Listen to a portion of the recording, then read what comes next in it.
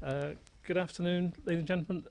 This is the 25th of October Manydown Executive Committee. 26th of October Manydown Executive Committee. Some brief housekeepings first. In the event there are no fire alarms scheduled for this evening, therefore if the fire alarm sounds, please evacuate the building immediately. Fire exits are located at the rear and side of this room. Go down the stairs and meet in the War Memorial Park. This meeting is being webcast live. Yes? Yep. And please can all members and public switch their mobile phones to off or turn them to silent. Firstly, apologies for absence. Looking around the table, I suspect there are none, so that's fine. Any declarations of interest at all to be made? None at all. And any other urgent matters that are not currently on the agenda to be brought forward? No, that's fine. So item 4 on the agenda is minutes of the meeting held on the 28th of June. Without there being any questions or comments on the minutes, I propose that I sign them at the end of this meeting. Agreed? Okay, thank you. So first item on the agenda for discussion, Manydown project update. Provides an update on the progress of the Manydown project and recommendations from the Cabinet Member of Property and Development. So John, over to you. Thank you, Councillor Tate. The first report is an update on the Manydown project. I'm pleased to say that we're making good progress in bringing forward the development, in particular in terms of bringing forward an outline planning application towards the end of this year, and we're making good headway in relation to the identification of a suitable private sector partner. The report asks us to note the comments of the Manydown Overview Committee that took place recently, notes the progress made on the Manydown project, our representations on the draft Manydown development brief to the local planning authority, our representations also to the local planning authority on the community infrastructure levy draft, the consolidated financial statement for Manydown for 2015-16, and a request to approve the release of up to £244,000 of additional funding from the Strategic Capital Reserve into the Manydown project budget. As I said, just to highlight a few points, the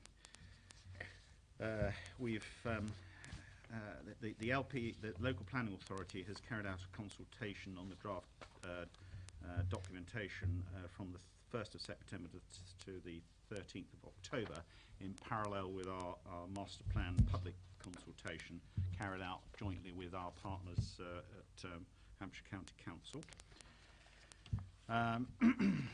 All the comments that we've provided to the local planning authority will be taken into consideration prior to the formal adoption of the Manydown development brief in December of this year.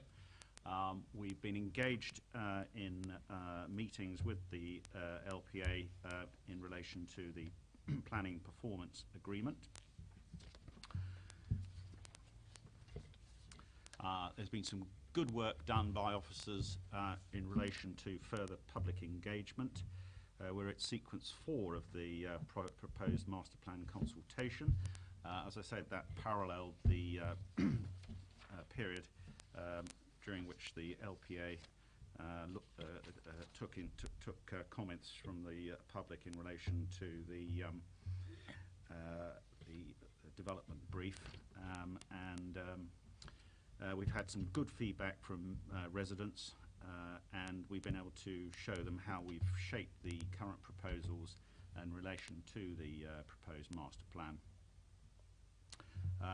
We've publicised the master plan work through a newsletter that was distributed to 49,000 homes in Basingstoke, and an article which appeared in Basingstoke and Dean today. And we've also been we also emailed approximately 500 community representatives, groups and residents. So I think there's been good comprehensive engagement with residents. There's also been an opportunity for local residents to give their views on the evolution of the master plan at 4 drop-in events in local communities adjacent to Manydown and the town centre. And there have been a series of meetings that have been held by officers with parish councils, and also a freshers fair at BCOT and QMC. In regard to other councillors, we had a briefing session on the 23rd of August, which included a update on our planning strategy.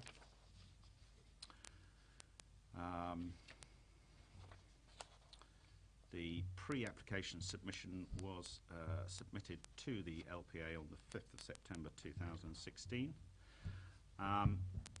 There's also been work done in relation to the proposed community infrastructure levy that the local planning authority is looking to implement, which will be a charging schedule covering the local plan, which will set out levy rates to be paid per square metre for new development in the borough.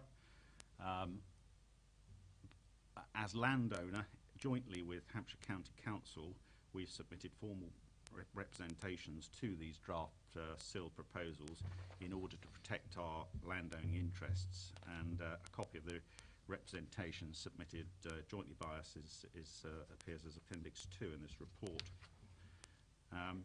As I mentioned, there's been a mock meeting that was held on the 6th of October, and the points that particularly came out of that meeting are members' concern that the requirement in the draft SIL charging schedule of a payment of £60 per square metre risk the Manydown project's ability to provide 40% affordable housing. At that meeting, we confirmed that the affordable housing requirement of 40%, subject to viability, remains a commitment within the outline planning application. And there was also some reference to our concerns about the gypsy and traveller site provision, and the project director's view that we need to make sure that the LPA's assessment of this was up to date.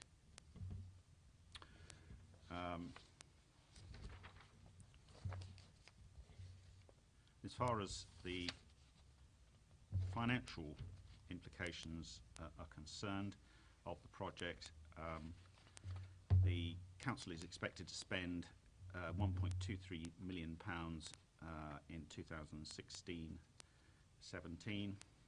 This compares to the budget of £995,300. As I said earlier, this requires additional funding of £244,000, and that's the reasons for that are outlined on page 18 of the report. There's some initial budget proposals which we're going to be discussing tonight for 2017-18 at Cabinet within the medium-term financial strategy.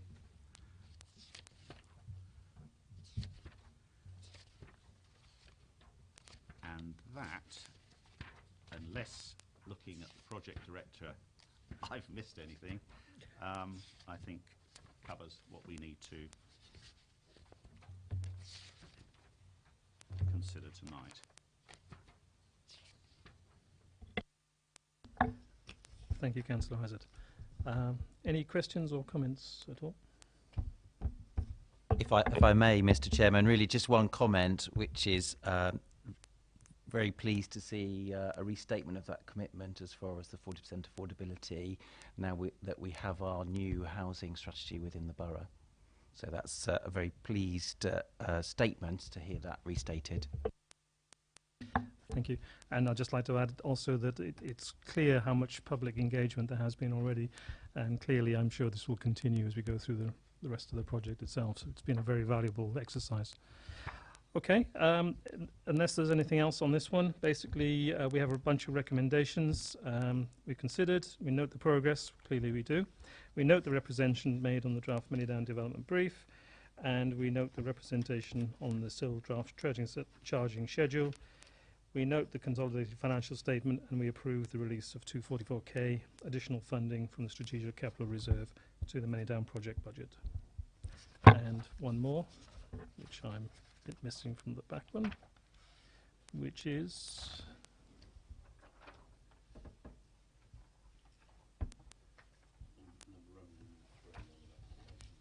number 3.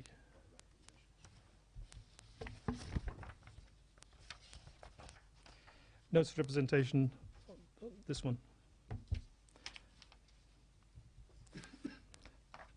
So the point is you note the representation made on the draft Manydown development brief, which is this particular item. Yeah, okay. That's okay. Fine. Fine, moving on to the next item on the agenda, which is Manydown delivery vehicle. John as well. Thank you, Chairman. This is a report regarding the governance and procurement of the project. We're recommended to consider the comments of the Manydown Overview Committee, note the progress made with the project, including the procurement of a private sector partner to deliver the Manydown project, and approve the proposed approach to the TopCo corporate structure as the basis for further testing and development during the procurement phase. I'll just give a bit more sort of background to that. Firstly, it's very welcome that since our last meeting, the leaders of our respective councils have signed a memorandum of understanding, which sets out how the two councils will continue to work jointly on the Manydown project in the future. Since we last met, both councils have received expressions of interest as part of the PQQ phase of the procurement process from a range of potential private sector partners, which is very good news, very encouraging. After the conclusion of this current PQQ phase at the end of September, or it's now gone, I should say, the next phase, the next part of the procurement process is the outline solutions phase, which we're now in. And that is a process that involves a competitive dialogue specified under the ODU regulations, and which is being managed by our legal advisors, Pinsent & Masons. The objective is to get to the next stage, which is the detailed solutions phase, by spring of next year. And it's at this point that specific commitments on governance will be discussed by both sets of partners, i.e. the councils and the shortlisted private sector partners. Just to make a few comments in relation to TopCo, the idea is that a TopCo will be created jointly by the two councils to provide oversight for the project as a corporate vehicle. Further work's being done by Pinsent Masons on the type of corporate structure, and Appendix 2 contains a summary of this work, which recommends on balance, as we've discussed previously, that it would be appropriate for the TopCo to be constituted as a limited liability partnership. There's also been some work done on continuing democratic oversight of this landmark project, which is obviously very important. And essentially, it's proposed that we will continue along the principles of the existing democratic oversight of our work at BDBC. But further work will be undertaken by our legal team on these proposals. Turning to procurement, the PQQ submissions were evaluated by an officer team, along with officers from HCC, in accordance with the evaluation framework that was approved by this MEC in June 2016. And the Executive Director of Borough Development considered the evaluation report from our joint evaluation team and decided to take 6 bidders forward to the next stage, which is the outline solution stage. All bidders have received notification. The ongoing timetable is set out in 3.4 4.3 in this report on page 41. Turning to next steps, further decisions and approvals will need to be made by both councils in relation to TopCo governance proposals, e.g. the timing of setting it up and board composition in terms of members and officers. And this is proposed to take place during December of 2016 to enable us to be ready for the next phase of procurement, the detailed solutions phase.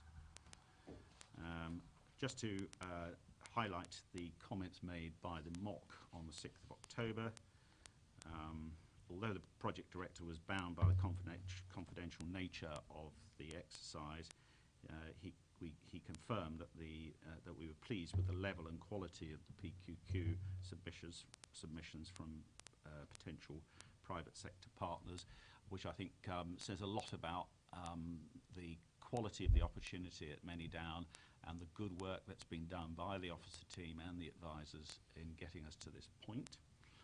I confirmed that to a question about any impact of any changes resulting from devolution, that this was a risk, but that there was so much uncertainty surrounding devolution that all we could do was acknowledge that it was a risk. There's nothing more that we can do, particularly in relation to that.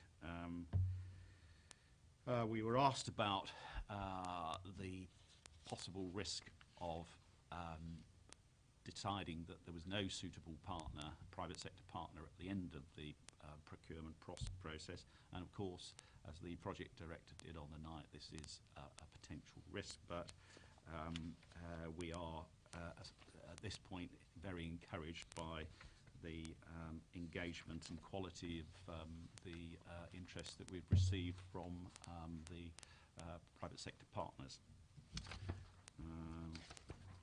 And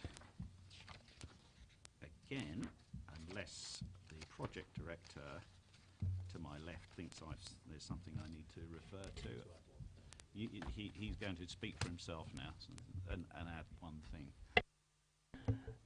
Thank you, Councillor Isaac. Just to say that at the MOC, for the benefit of the committee, the MEC committee, that on paragraph 3.4.3, I did say at the MOC that the outline solutions stage, which is phase 3, has slipped by a couple of weeks, and therefore those dates will be slipping by a couple of weeks. So we did say that at the MOC, and I'm just making the MEC aware of that point as well. Is it? Does that mean the whole time frame, or just it'll catch up in due course? Yeah, we were still on target for council approval in July, or council's approval, Hampshire and ourselves, in July next year. Thanks very much. Any questions? Only one question. When you say that the bidders that have received notification, I assume that's both those that were successful and those who were unsuccessful as well? Yeah, that's correct. All the bidders that submitted PQQ have received notification. Thank you. Fine. On that basis, we have a decision to make, and there are 3 elements to it. That we resolve to consider the comments of the Manydown Overview Committee in respect to the matters contained in this report, which have obviously been brought to the table. That's fine. Secondly, we note the progress made with the project, including the procurement of the private sector partners to the Manydown project, and it's good to know that the quality of these remains very high. And thirdly, approves the proposed approach to the TopCo corporate structure as the basis for further testing and development during the procurement phase. So those are the decisions for this particular decision notice. There being nothing else on the agenda, declare the meeting closed at 5:20.